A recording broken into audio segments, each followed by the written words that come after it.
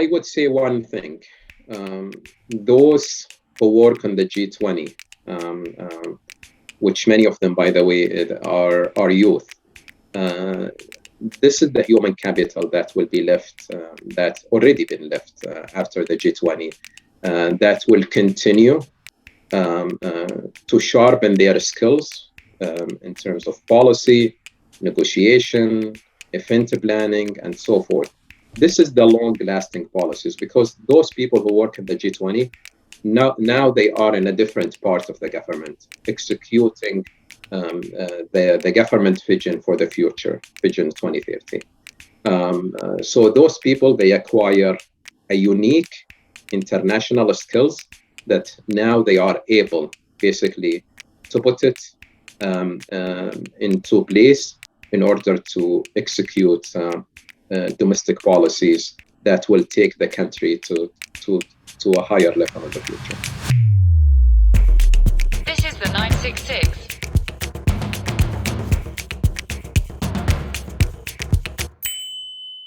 Hello, welcome to the 966. This is Richard Wilson. And I'm Lucian Ziegler. Today we've got an excellent interview with Abdullah AlHassan. He served as a Sous Sherpa and Executive Director for Policy for Saudi Arabia during the G20 meetings.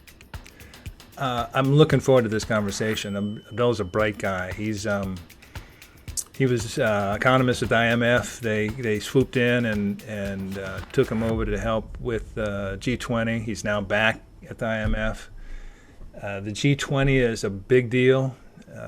Members represent 9% of global GDP, 80% of world trade, 2/3 of world population. It's a showcase opportunity for Saudi Arabia, and they really had to develop everything from scratch. One of the interesting things is these are the origins of the G20. Were finance oriented, and a lot of the organizing entities in each country are based in the finance. But the fact is that G20 encompasses a whole array of things beyond finance, civil, political, etc. The thing that's interesting to, I think, both of us, and one of the things we want to get at, is what was left behind. I mean, when you have to create this out of whole cloth and go from 0 to 100, it was really a masterclass for Saudi, a whole generation of Saudis, in terms of policy development, best practices, a simple meeting, how to run a meeting, any number of things that is really valuable skills that now a great number of young Saudis have as a result of the G20. Yeah, it's really cool. It's the first G20 to be hosted in the Arab world, the first to be hosted during a pandemic, the first that ultimately had to go all virtual. I think it's just a really interesting interview we got. So without further ado, here it is, our interview with Abdullah AlHassan. Abdullah, thank you for joining us. How are you? Very well. Thank you for having me. Delighted you're with us today. I'm really excited to talk about the G20. Just for our listeners, I wanted to provide a little context for the G20. Not everybody's a G20 expert, including myself. But this is is a special group. This is they put together in 1999. I think the first actual forum summit, as it were, was in 2008. Saudi Arabia is the only Arab country in the G20. I think of the 15 or so meetings, this last one being the 15th, most of them were major global capitals. This was a sort of a new thing. It's a massive showcase for the country, the host country. So it's a big deal. It's a big deal if it's the United States. It's a big deal UK or Australia, whomever, France. They've all hosted it. Can you give us a context of why this opportunity was especially meaningful to Saudi Arabia? Indeed. I mean, when the Saudi, they requested to host the G20, that was during the Chinese presidency in 2016, when the Crown Prince Mohammed bin Salman, he was heading the delegation. And he requested that the Saudi express an interest to hold the G20 presidency. So the year after, during the Germany presidency, the G20 members, they agree to have it. And since then, the work started, and the Saudi leadership, they wanted, to achieve few objectives from hosting the G20 presidency. One, as you indicated, like any other countries, you want to showcase the country to the rest of the world. So in our case, also to show the Saudi as an investment destination, as a tourist destination, given its geographical bases across 3 continents. Second is to lead a global agenda that is very ambitious in order to tackle the 21st century challenges. And finally, to highlight the Saudi role in addressing timely and topical topics such as climate change, energy, women empowerment, job creations, and so forth. So all of these basically are some of the objectives from hosting the G20 itself. And the timing, of course, was, I'm not going to say auspicious, it was difficult. If the first meetings were prompted by the financial crisis of 07, 08, we're right in the middle of a global pandemic, tremendous financial hardship across the world. So you've got challenges upon challenges. Now, when I first met you, you were a quite capable sort of economic wonk over at the IMF, which you are now. You've returned. You're like Superman. You've put on you jumped into a phone booth and put on your cape for the G20, and now you're back at your normal gig at the IMF. How did you get involved with the Saudi Secretariat, the G20 Saudi Secretariat? This basically, dated back to May 2018, when His Excellency Dr. Fahd Mubarak, he was in a visit to DC for a business visit, and he was meeting with international organization. So when he dropped by the IMF, he met with the Saudi staff, and during the discussion, he presented the ambition of the Saudi leadership in hosting the G20. So in a month or so, I was in Saudi Arabia as usual during the summertime, and I visited the Saudi G20 Secretariat, where I spent the whole day attending the meeting, interacting with the staff, and so forth. And what I noticed within that day is very open, very well structured, very diversified in environment. So pretty much at the end of that day, I felt it's like a national duty. You want to be part of this national mission, which is entrusted and empowered in hosting the presidency. So I came back to DC in late July, and then I applied for a sabbatical from the IMF, and I spent those 2 years with the Saudi presidency. I initially joined as a senior policy advisor, and then I was promoted until I was a G20 Sous Sherpa and the executive director of policy. And these are basically 2 jobs. As a director of policy, you are building the policies, coordinating with at least 12 government entities on a day-to-day basis, trying to execute the presidency agenda, and then as a Sous Sherpa, more as a political engagement with other Sherpa offices to ensure that they can reach consensus and to escalate the issues where needed. So you have one position more about communicating the aspect, and then one position about developing and executing the agenda. The Sous Sherpa role, that entails, and we'll get to it at the end possibly, but you've got to interact closely with your predecessors, right? The Japanese secretariat, who hosted the G20 the year previous. Is that correct?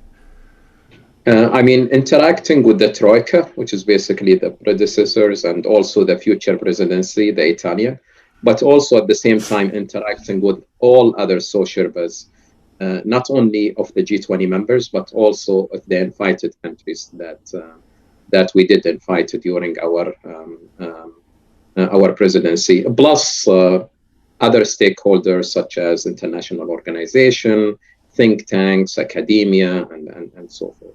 So you had sort of both the external part, the Sous Sherpa role, but also you were, director of planning. How did you go about developing that agenda? I mean, first of all, I mean, when you have the G20 presidency, it comes to you as a country. There is no textbook that you can go to say, this is the way that I'm going to develop my presidency agenda. And we felt that this gave us more space, as there is a first time for everything. So basically, I can bucket them into three. One of them is a knowledge tool. And these, they were done by Dr. Fahad before I joined, where he visited Australia, Turkey, China, and Germany. And he spent a couple of days in each country trying to understand how they prepare for their own presidency, how they executed their presidency agenda, and then what are the lessons that they learn from the presidency. And each country, it has its own way of doing it. So sometimes you would find that things are centralized, and sometimes you would find it more delegated at the working group level.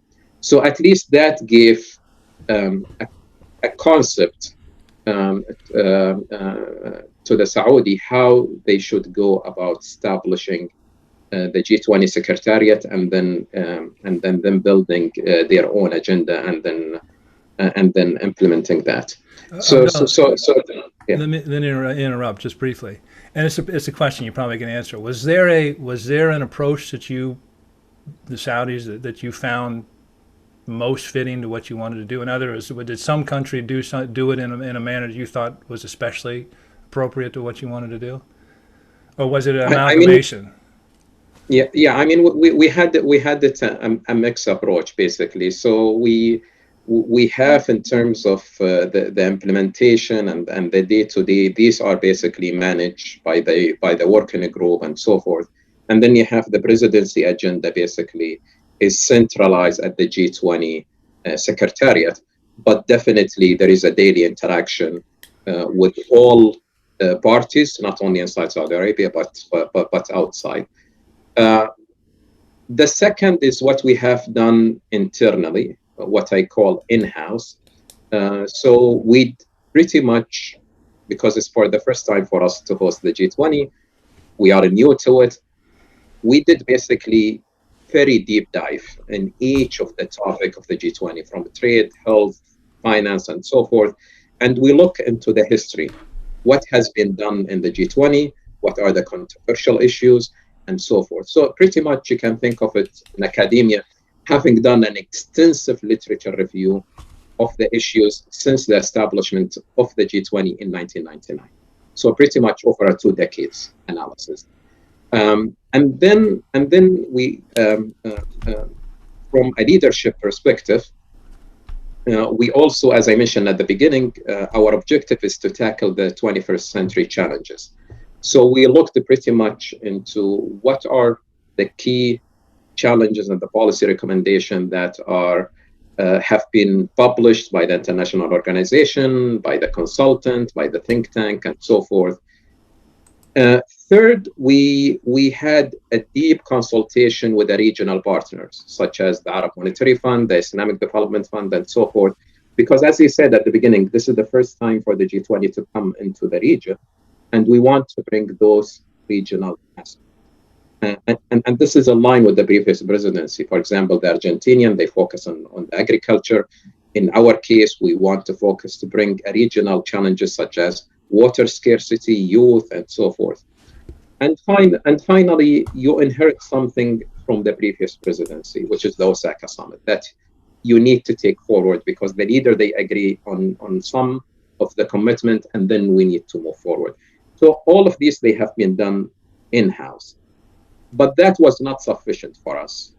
We went outside and we have done an extensive outreach activities. We invited pretty much all the international organizations, 9 of them, to Saudi Arabia to give us their perspective on the issues. We attended conferences and roundtables in 2018 and 2019, such as the World Government Summit, Global Solutions, and so forth. And we held a side discussion with the selected speakers, because we want to solicit an ideas in terms of the global challenges and the policy solutions. And then we held a regional policy workshop in Singapore, where we invited think tanks, academia, private sector, financial sector, government official from the Asia region. And we always ask them the same questions. What do you think are the global challenges? And what are the policy recommendations? In all, Richard, I have to say what we got is one message from all of them, other than the policy discussion. They indicated that the way that the Saudi, they have approached the G20, it's a very inclusive approach in terms of developing the presidency agenda. And we truly believe in this, because we as a Saudi, we think of a G20, I mean, it's like a train. You take it from one station to another. It happened that the Saudi is basically driving that train in that year. And therefore, we really wanted to be inclusive by consulting with the G20 members, but also we want to consult with non-governmental officials, because the policy commitment that the leaders they make, it would have a wider implication on the global communities, not only the G20, but also the non-G20 members. So in a nutshell, these are the 3 things that we worked on during 2018 and 19 until we reached a presidency agenda that we were able to put on the table. I would say one final thing here, Richard. As we develop our presidency agenda, we ended up with a lot of issues and priorities, close to 150, but we cannot discuss all of these. We had to limit them to almost 20 or 30. And we need to have a specific criteria in order to be able to filter those. And we consulted with outsider in those criteria. So those in a nutshell is basically how they are in terms of relevance, global and regional and of national interest. But also we focused on what's the value added that we can do during our presidency. Because as you know, there are many issues that are usually discussed by international organizations, other conferences, other roundtables. But we said what the G20 can add if they have to discuss this issue and then they agree on something. And second is the acceptance. Will we be able to reach a consensus?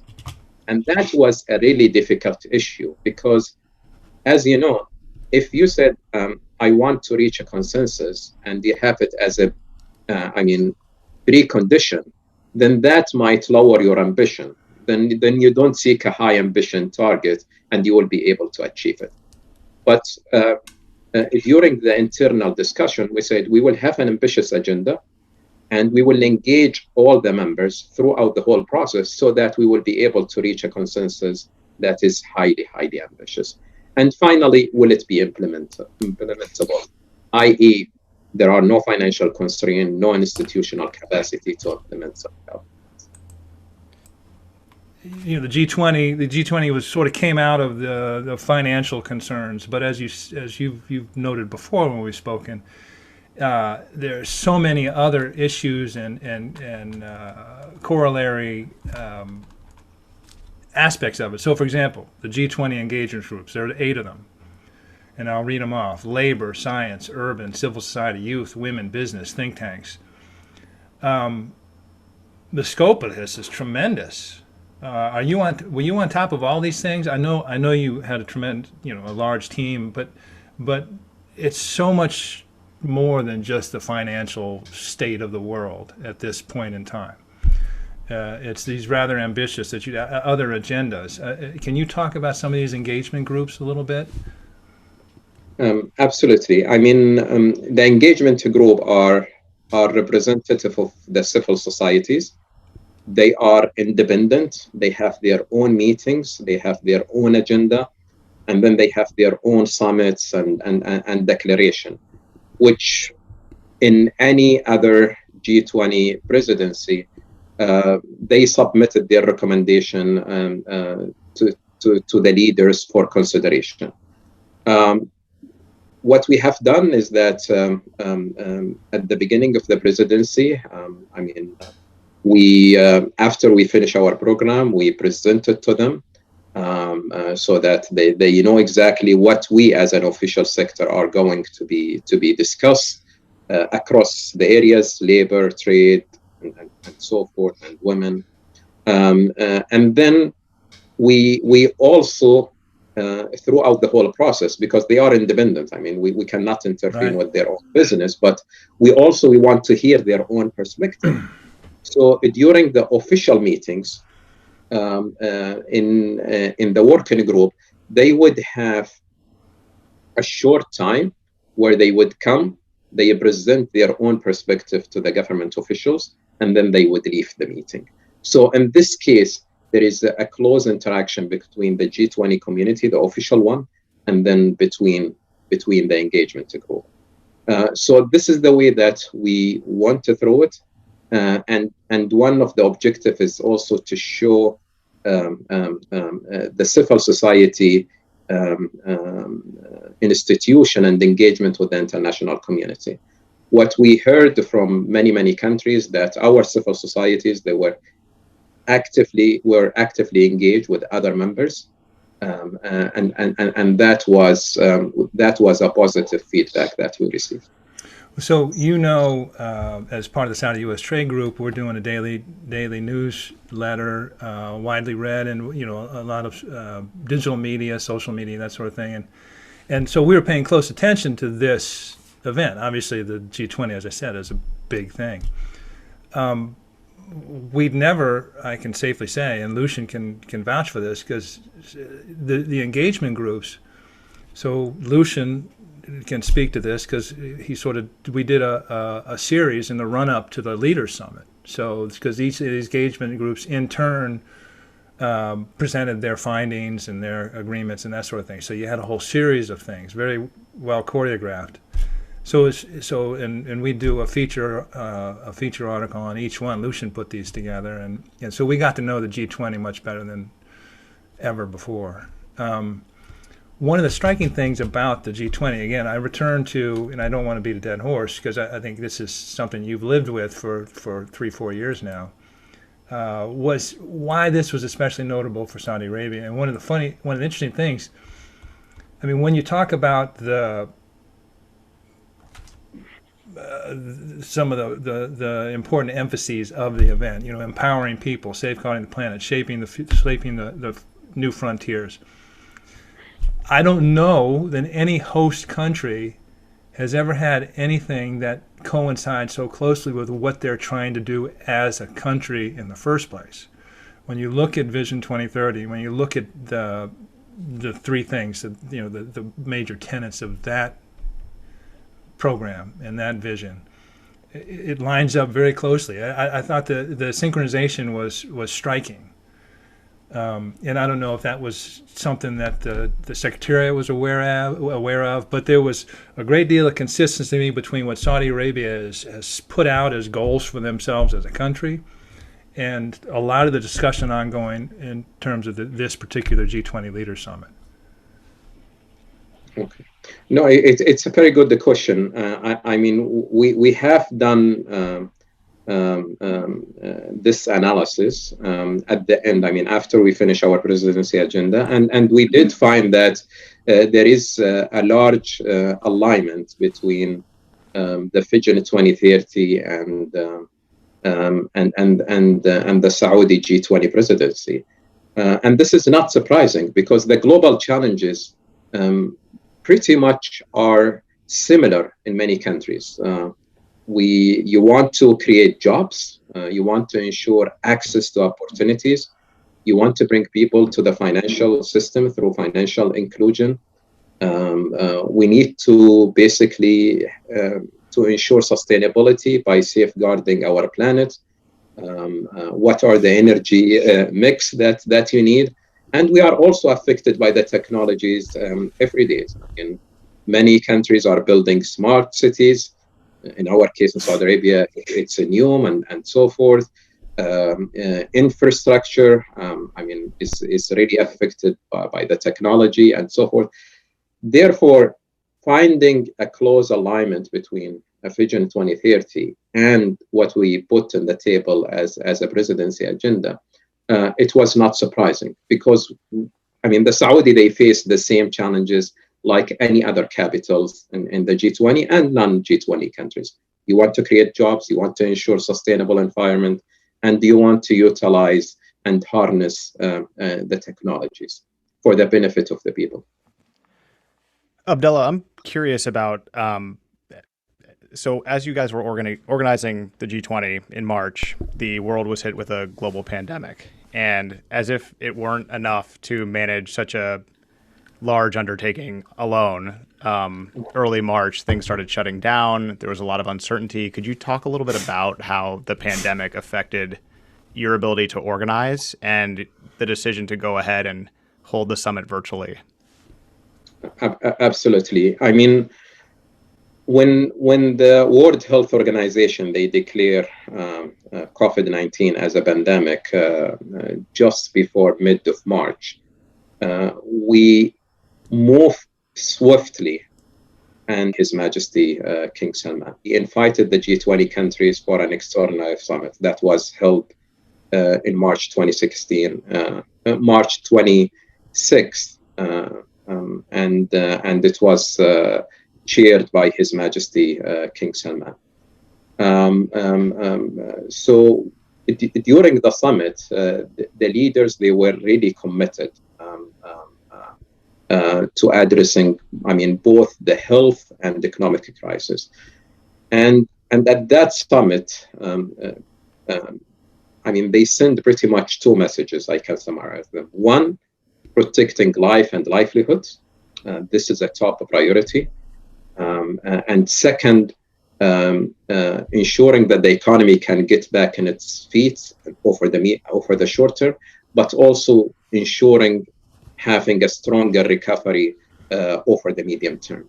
So these are the two messages that came out of the March 26. There are outcomes that were immediately included in the declaration of March 26, and something came a few weeks later. So basically, the leaders, they injected 5 trillion at that point of time in March into the global economy.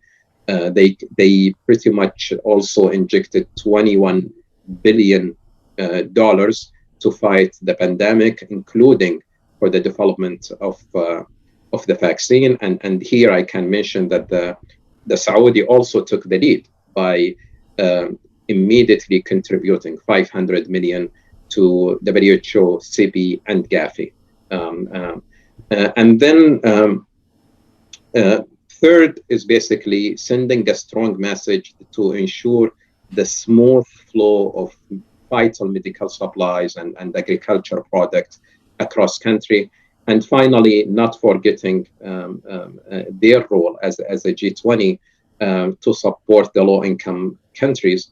They agree on a debt service suspension initiative, which basically helped, as you know, 73 countries for almost $14 billion in order to ensure the availability of the resources to support the health and the financial need of those countries.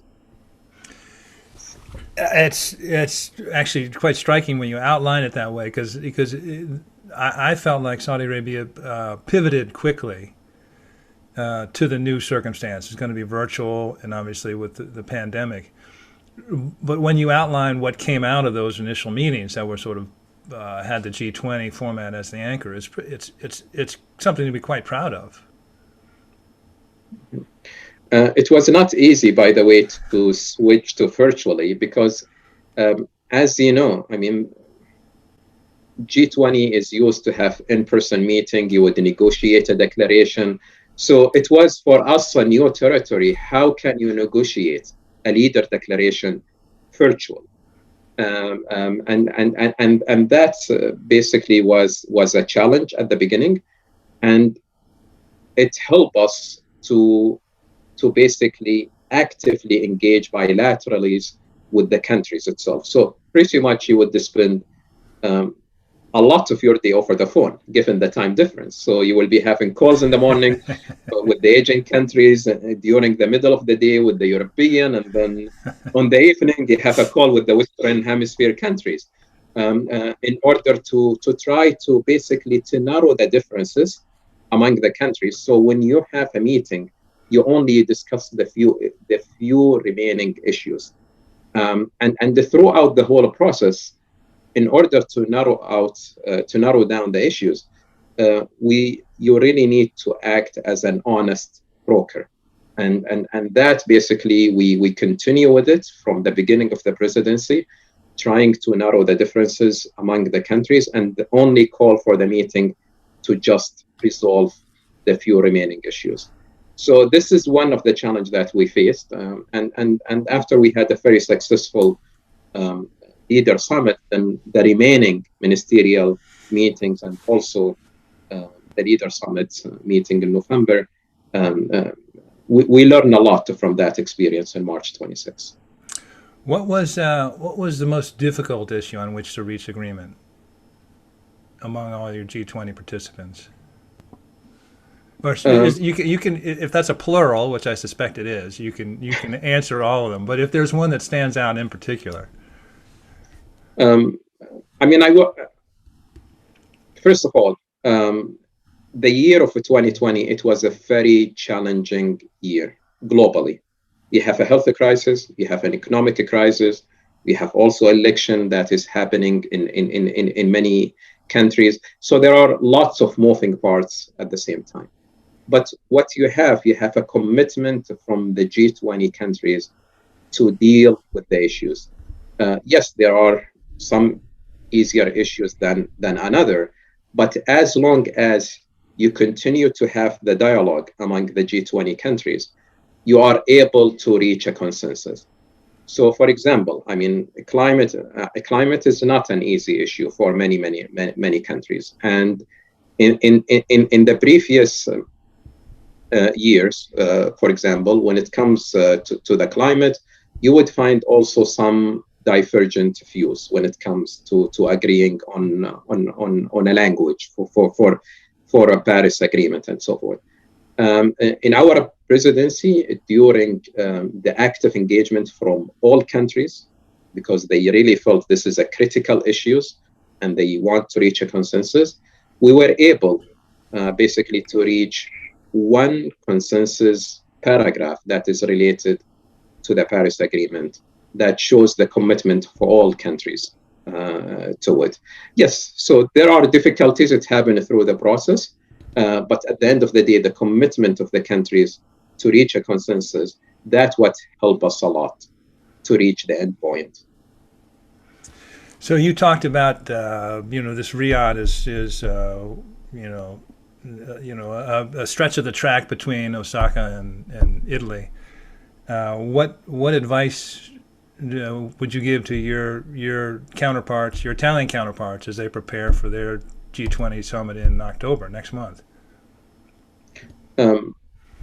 I mean, some of the countries in the G20, I mean, they have been holding presidency even before, especially as you know, the G7.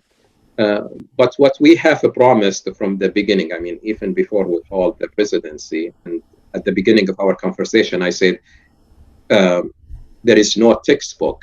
What we have done, basically, not only at the policy aspect, but also at the operational aspect, at the logistic, at the media, we have basically all the knowledge that we accumulated along with all the analysis that was done over the history of the G20, we accumulated all of these in a handbook, and basically we gave it to the future G20 presidency. This is what we have done. We felt it's our responsibility. We have accumulated so much knowledge, and we really want to pass it to the next presidency.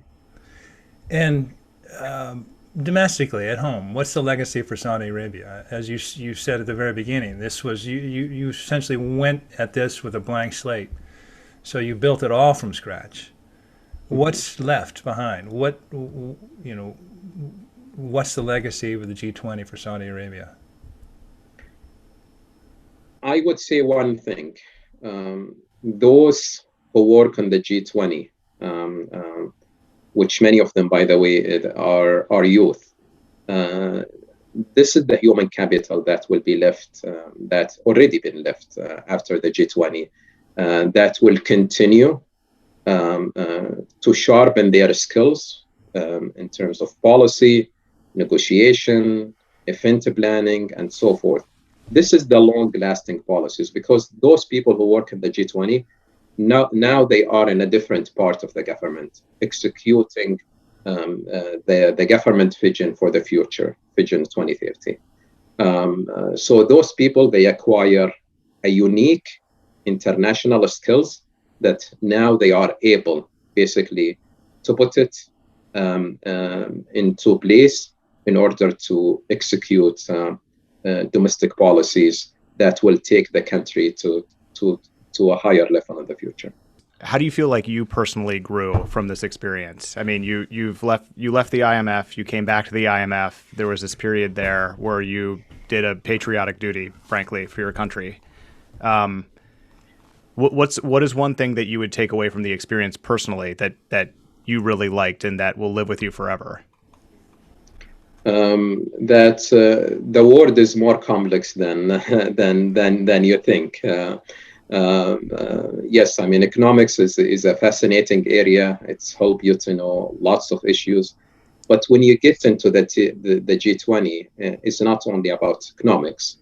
You would find lots of emphasis in two things. One, in the socio-economic issues, health, employment, jobs, climate, and all of that. So this basically, it helps you to nurture yourself and to be able to deeply understand how issues are really interconnected. And second is that the political aspect and the commitment of the members to discuss the issues openly, to debate them, and then to reach an agreement. This journey is pretty much fascinating. I truly believe that those who engage in a G20, they experience a unique experience in their life, because it's likely to happen once in your life time or in your career, and it's really worth it.